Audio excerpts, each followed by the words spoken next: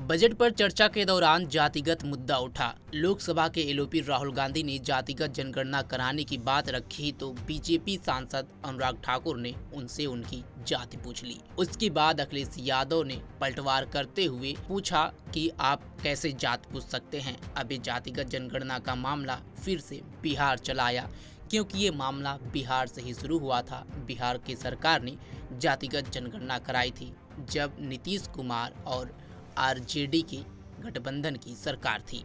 खैर, अब नीतीश कुमार आरजेडी से अलग होकर के एनडीए की सरकार में हैं। आपको बता दें कि बिहार के पूर्व डिप्टी सीएम और राजद नेता तेजस्वी यादव ने कहा कि हम शुरू से कहते थे कि बीजेपी जाति जनगणना के खिलाफ है। यह मामला हाई कोर्ट में गया और हाई कोर्ट ने इस पर रोक लगा दी। अब यह मामला है सुप्रीम कोर्ट में। हमने पहले कहा था कि अगर इसे अनुसूची 9 में शामिल नहीं किया गया तो हम धरना पर बैठेंगे। केंद्र बिहार में एनडीए की सरकार है और वे नहीं चाहते कि आरक्षण की जो सीमा बढ़ाई गई है शेड्यूल 9 में शामिल है।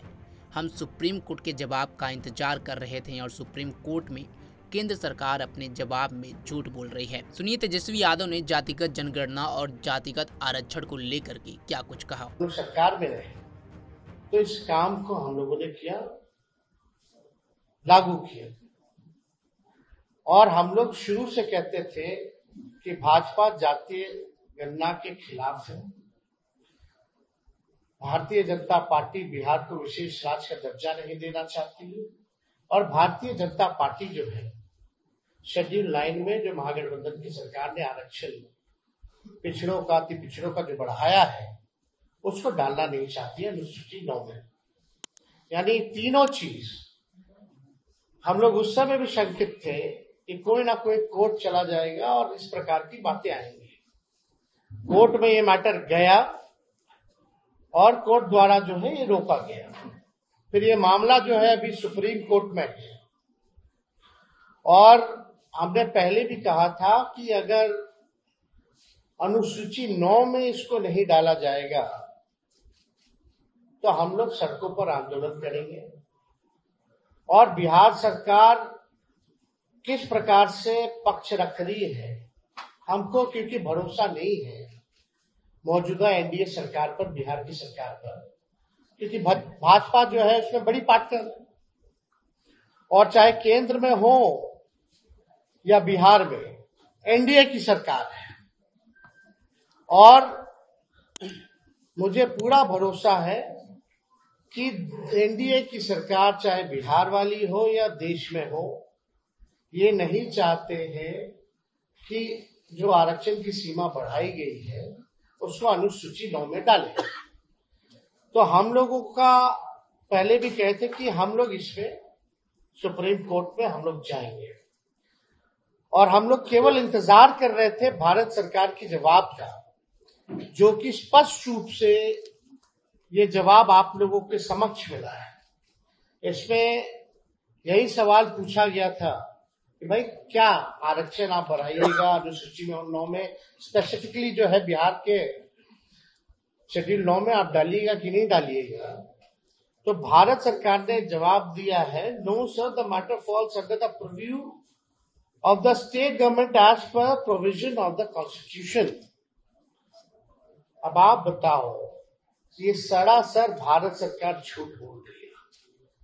अनुसूची 9 में यानी शेड्यूल 9 में डालने का अधिकार केवल भारत सरकार को ही है, राज्य सरकार को नहीं है।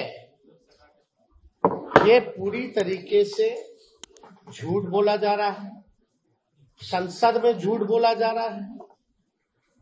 और ये विषय अगर अनुसूची 9 में नहीं डालने का है, यह स्टेट मैटर है, तो ऐसा तो नहीं कि भाई हम लोगों के हटने के बाद नीतीश कुमार जी ने अनुसूची 9 का जो प्रस्ताव हम लोगों कैबिनेट द्वारा भेजे थे, इन लोगों ने वापस ले लिया हो। क्योंकि उस समय तात्कालीन जो अभी भी गृह मंत्री आपके अमित शाह जी हैं, उस समय जो ईस्ट जोन का जो बैठक चल रहा था उसमें भी हम लोगों ने प्रस्ताव रखा था, उनसे मांग की थी कि इसको अनुसूची 9 में डाला जाए।